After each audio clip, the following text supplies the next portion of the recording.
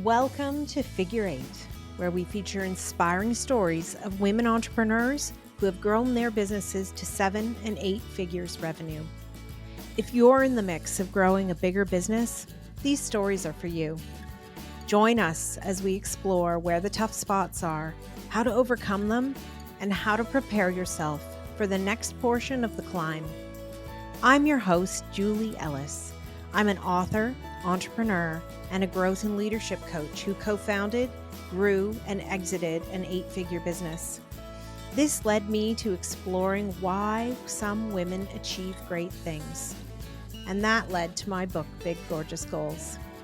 Let's explore the systems, processes, and people that help us grow our businesses to new heights. If you're interested in growing your business, this podcast will help. Now, let's get going.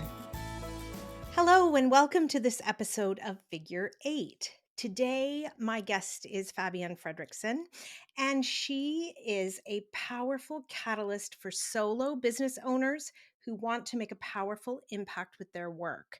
She is an expert in teaching you how to leverage all different parts of your business so that you free yourself to live the life that you want and deserve.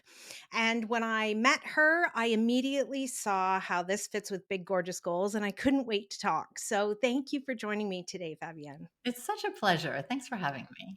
It's so good. And I'm so interested in, the system that you have and how you came to, want to take your life back from, the rat race. And I think in North America, we're all used to, you start your job and you get 2 weeks vacation and you work really hard. And that doesn't always lead us to the life that we want to live.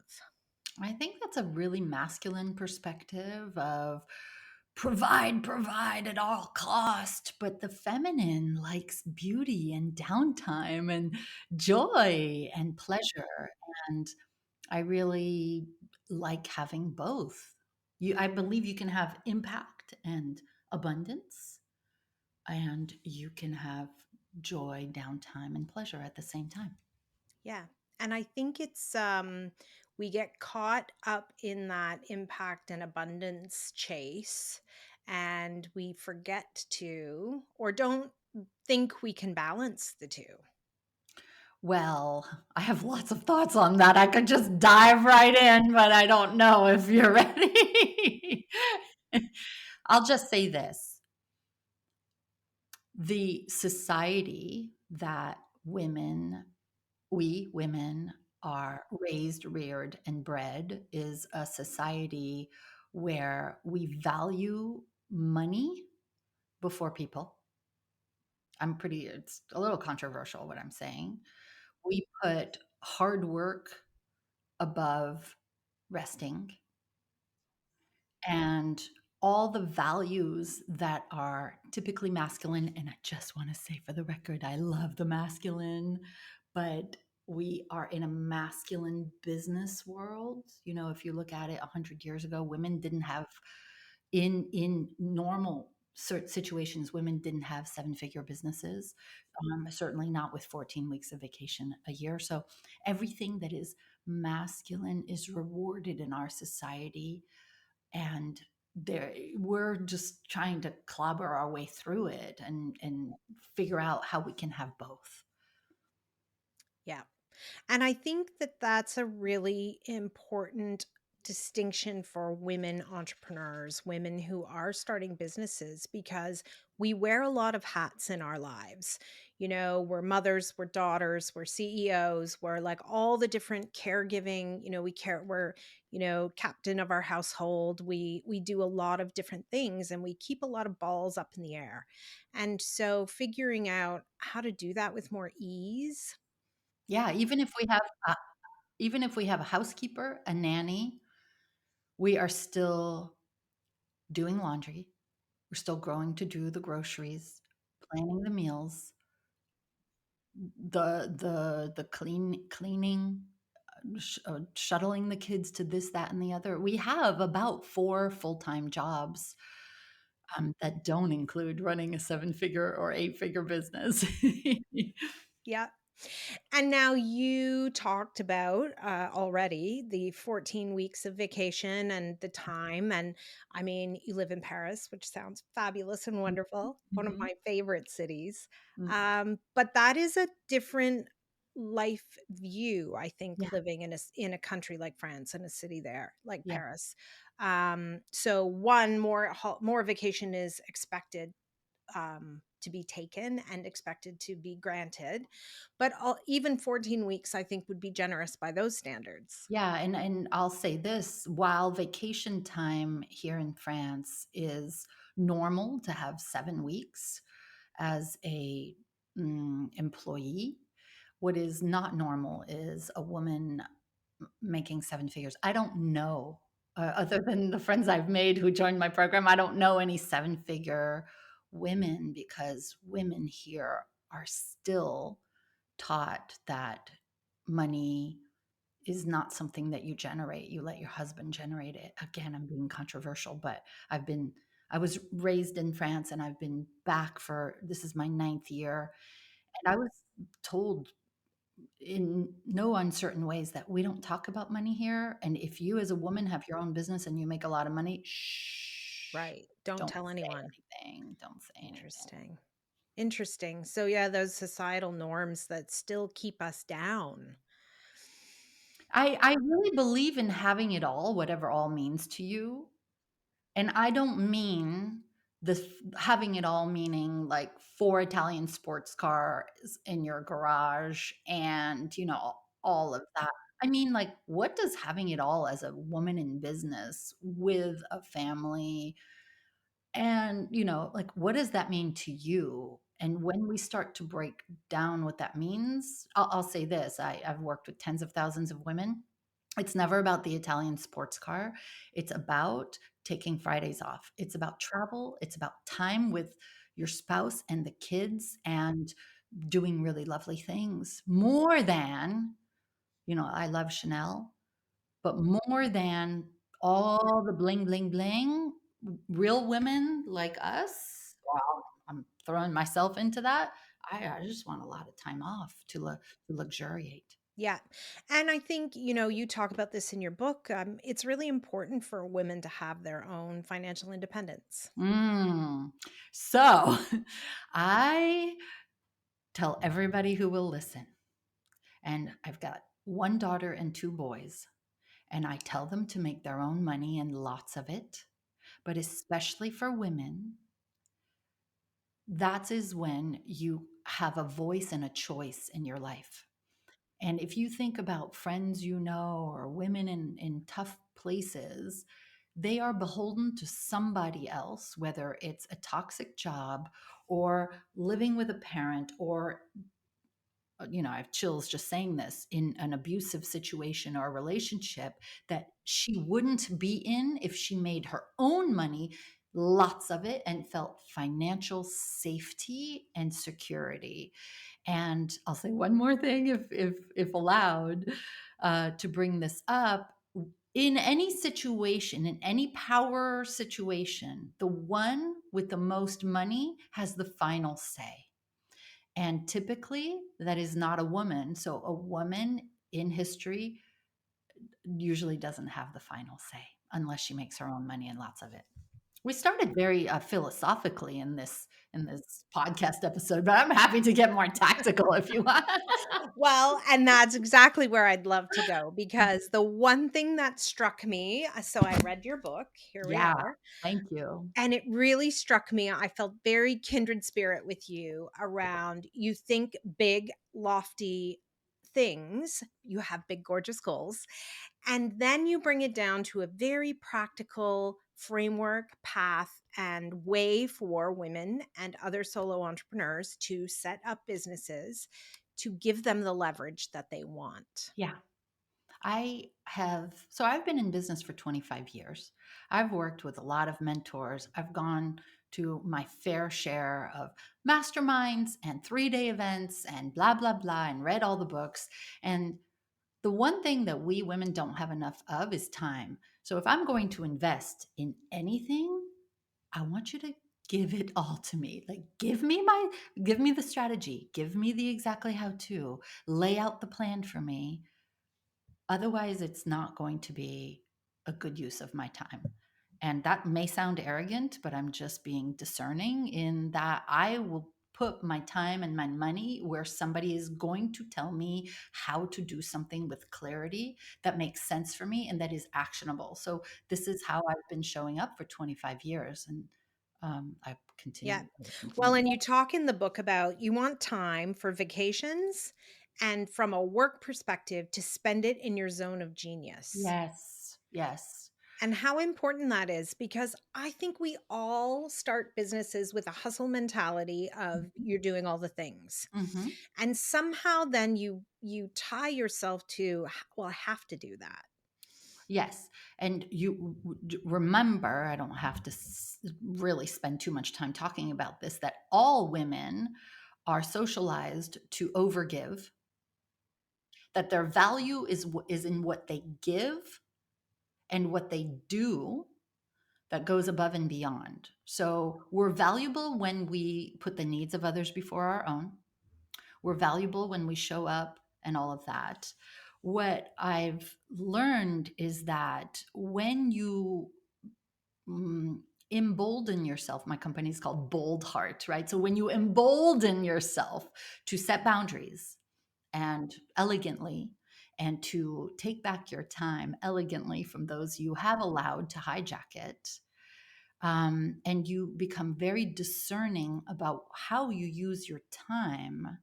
Not only, and I'm happy to describe exactly, I'm not sure I put it in the book, the 80-20 rule, but I'm happy to describe it here because it is a key foundational way that women get to 7 and 8 figures with their time back. But when you are using your time in a way that is very strategic, only doing the things that come to you naturally, that are within your innate abilities, that are aligned with your passion and your values, that's where you make your most money. So I use a unique brilliance 4 quadrant worksheet with my clients. And I'll explain it now if it's of any use to someone. There's the unique brilliance quadrant. I didn't make it up. It's something that I've converted from what I've read in books. There's your unique brilliance quadrant, your excellence, your competence, and your incompetence. And I'll share this, Julie, is most of us spend time in the bottom 2 quadrants with a special focus on the things we're competent at. Um, about 80% of our time is on the bottom 2 quadrants of competence and incompetence, but where we really make our own money is in the unique brilliance quadrant. The things we are passionate about, the things that come to us naturally, that feed us, that we would do for free all day long. And asked if we were to do it again for free tomorrow, we'd probably say, "Ah, sure, I'd love to," because we get fed. And that is where we want to spend our time. And it requires being bold enough to be discerning and to set boundaries. Yeah, and I think it sometimes is the place where you feel like nothing on your to-do list gets done because of those, but you're strategizing or you're imagining the next things, and it can be hard to then let go of and letting other people do those things, Mhm. right? Like you talk in the book about, hiring the person you really need versus sort of plugging a hole with somebody where it's like, oh, well, maybe I could do with one day a week. Yeah. We've not, as women, been taught to receive. We've been taught to give, but there is a martyr, I'm just going to say it, a martyr mentality that we are often shaped just globally. Maybe not you, maybe not me, but there is residue of martyr where we are celebrated for how much we give to others, like I mentioned a moment ago, but conversely, we don't know how to receive. And to ask too much makes us a B word or greedy or not nice. And so we don't choose to. But when we allow ourselves to think bigger and to demand more of ourselves and therefore say no more often, hire the person that will take us where we want to go, not for where we are now, to spend more if need be. Although I've realized a world class team costs the exact same thing as a mediocre team. It's just we're not taught how to hire world class people who are affordable. And I've cracked it for myself using assessments, using different processes, where once you realize the kind of person you need on your team, I talk about it in the book, um, and you hold boundaries with yourself around hiring that type of person, you feel safe to trust. And when you feel safe to trust, you delegate more. And when you delegate more, you gain back your time and you multiply your productivity and your results. Yeah. And that all is really about building that culture of accountability where, people show up very invested in delivering, Mm-hmm. including you. Including you. I believe and I talk about this in the second chapter, becoming the leader of a process-driven company. And having raising your standards around what you will allow and not allow. And when you hire the right people who are wired for the job, who are um, people who buy into your vision and feel like they belong to something bigger than themselves when they work with you towards your life purpose and the legacy of your business, you delegate more, and the more you delegate, the more you can focus on what I call EGAs, exponential growth activities. And instead of working 8 hours a day on stuff that doesn't move the needle forward, you delegate a lot, and you end up really just using that time or even a fraction of that time to work on things that will exponentially grow your business. And it's amazing what happens when you do.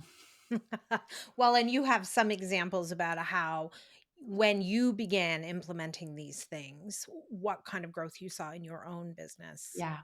I was named 3 years in a row, one of America's fastest growing private companies by Inc. magazine, by implementing exactly what you described in chapter 1 and chapter 2 of the book, because I experienced a 538% increase in my business in three years, Which is amazing. which is a lot.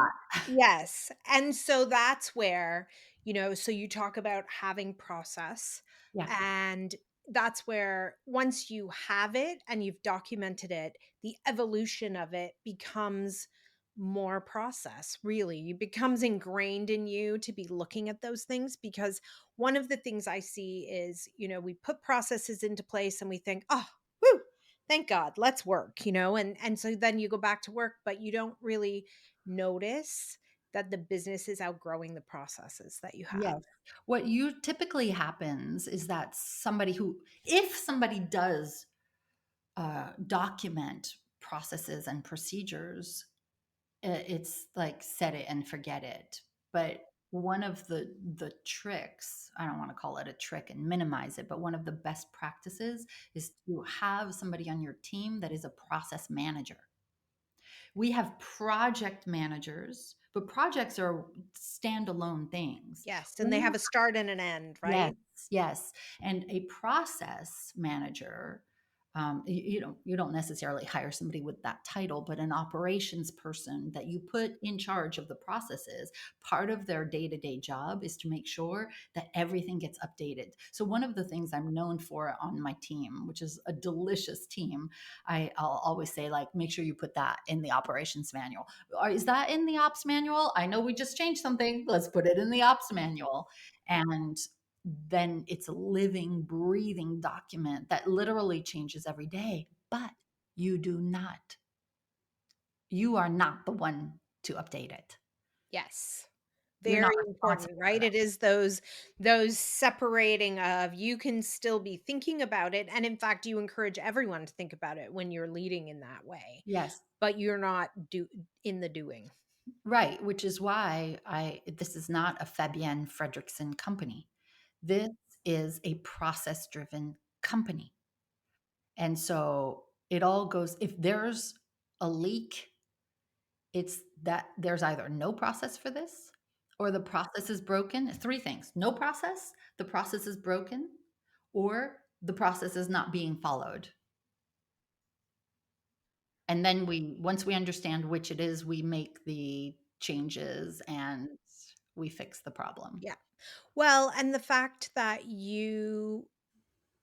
it's not a Fabian Fredrickson company is what makes it enduring, really, because you may not be willing or able to do this forever.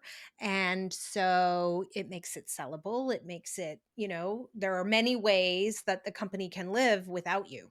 Yes. So I talk about this in the business model chapter, which is chapter 4.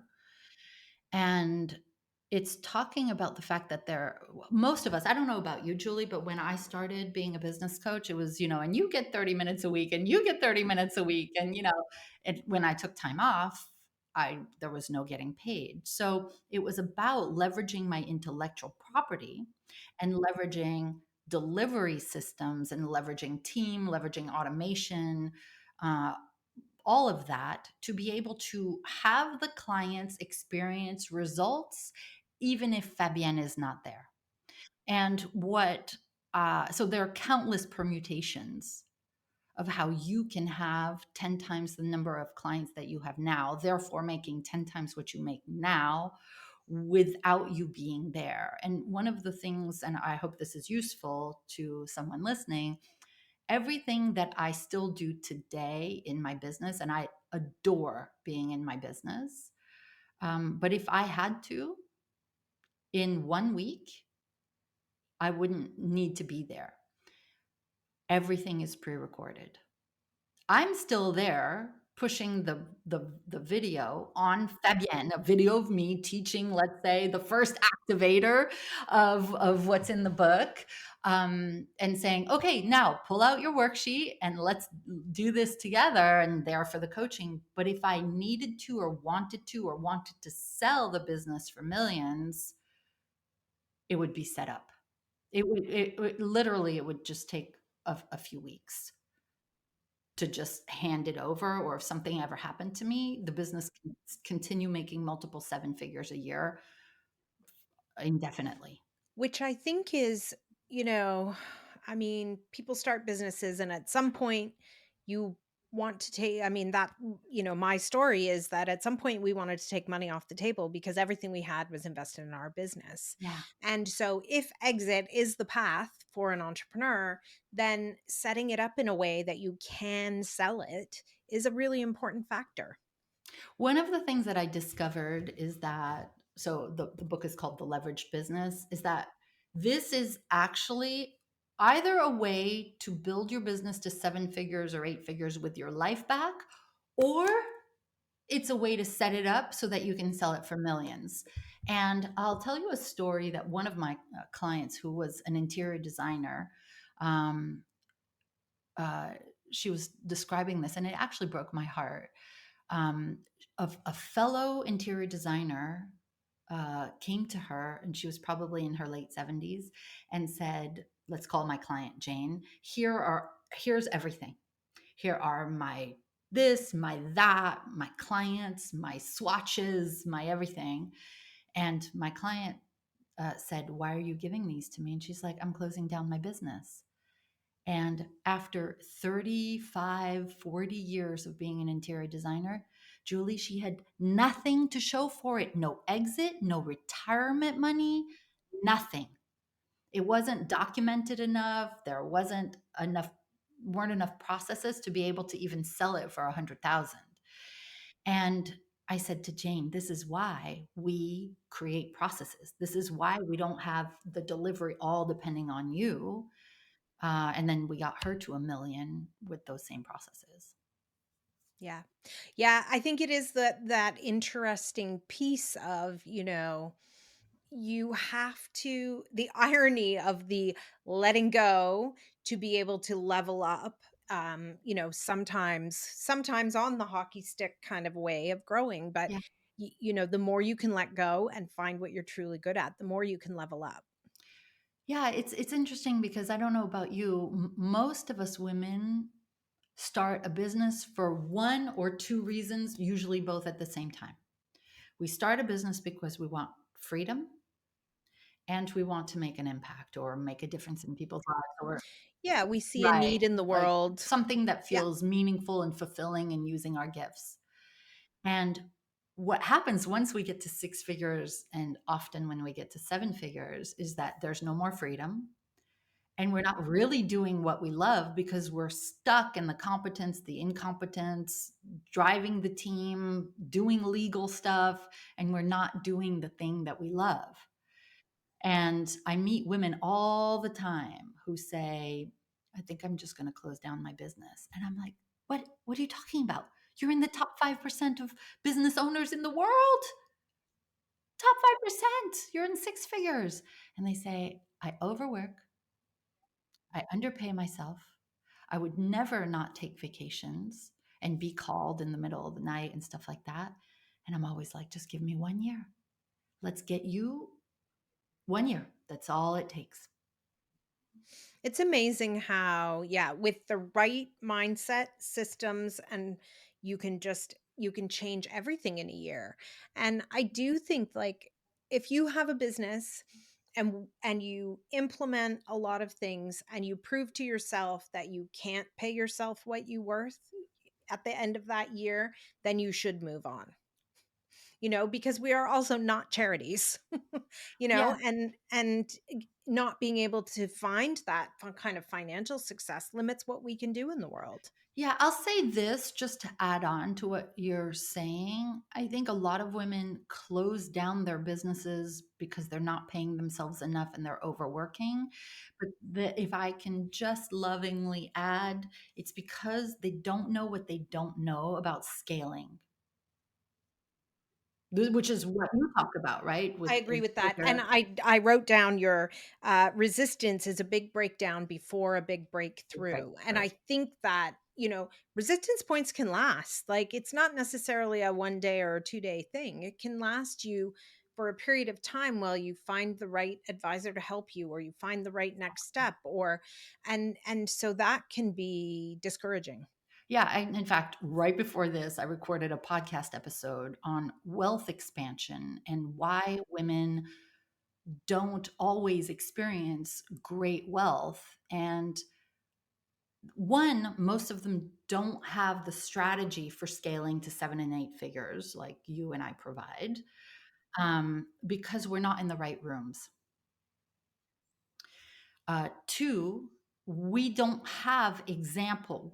I'm 54. I don't know how old you are. You don't need to tell me, but when I was growing up, I wasn't surrounded with seven figure and eight figure women business owners. I was surrounded by PTA moms and women who maybe had a Mary Kay thing, but low level income. So we didn't have that as an example. So not only do we not have it as an example, it's not in our nervous system to think that it's normal to have a seven or eight figure business. We don't have access to the things that we don't know that we don't know. And when we do, everything changes. But the other thing that we don't understand and so I just recorded a podcast about nervous system regulation, is that when we feel resistance, when we experience procrastination, when we undercharge and overgive beyond scope, or we hire the wrong person or keep a person who's not right far too long, it simply points to a nervous system dysregulation that makes us feel that it is unsafe for us, again, on the nervous system level, not in the mind level, to have more money, to have better team, to pay more, to have the responsibility of more clients.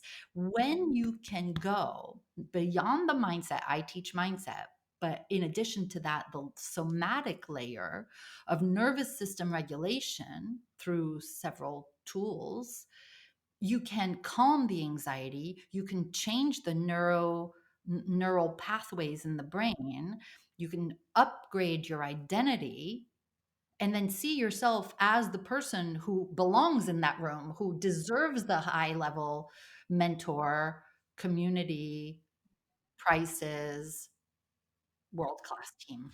Yeah.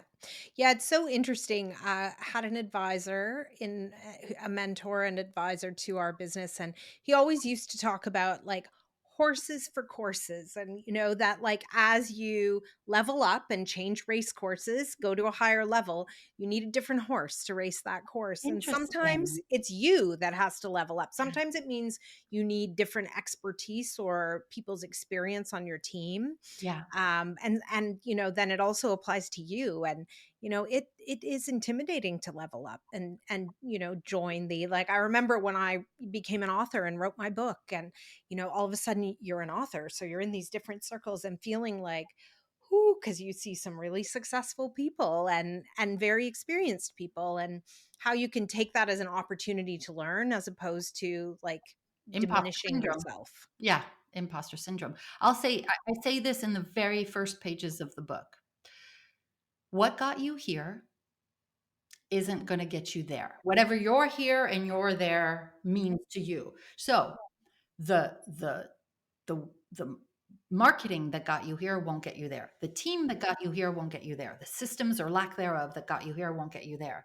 What you're charging won't get you there. Your mentorship, your mindset, your everything. Literally, you want to get to that next big level, you need to shift. I don't want to say Yes. change because one of our No. biggest fears is of change. So you need to shift, upgrade, elevate. And again, mindset and nervous system level first to then feel safe with the new strategy, the new mentor, the new rooms to be in, etc.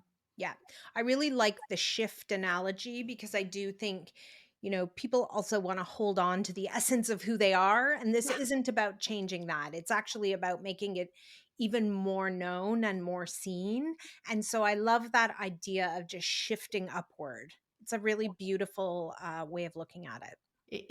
It really is about becoming the fullest expression of who you really are beyond like what I said earlier about having it all, whatever all means to you in your business, in your life. Like, not to use the Italian sports car example again, but like, is that really the fullest expression of you? Or is it creating a charitable foundation? Or is it spending more time at the PTA? Or what is, do you want to build more habitats for humanity? Then you do that in your business. It's not about taking on something that you're not. Yeah, and I think as we shift and shift upward, there's also the opportunity to be a leader in some of those places that you want to give back your time or make an impact. Your ability to be a leader in doing that also increases. Yeah, for sure. Gosh, I didn't get into my business thinking I'd ever be a leader, right? I was just like, if I could just replace the $65,000 a year that I made working on 6th Avenue in Manhattan and having my own freedom, oh my, I'll stay at 65,000 a year. Never thought that I would be a leader of a team. I think that required a shift in my identity. Yeah. Well, and if you had stayed at trying to grind it out to make that 65,000, your business would just look so different, and you in terms of what you imagine for yourself would be in such a different place now. But I realized very early on that I'm unemployable. I can relate to that. Yeah. When I say that in front of an audience of women business owners, it's like everybody laughs. No, we don't need to explain anything else other than that word. And it was a slow death for me working for somebody else. But then at the beginning, I hadn't figured out how to make more than 3,000 a month. So it required, I mean, I really think that self-employment is one of the biggest, how do you say this, personal growth and development processes. I think probably Olympian status and loss and like serious health concerns are right up there, but man, it's a full contact sport unless you have the right advice and the right mindset help.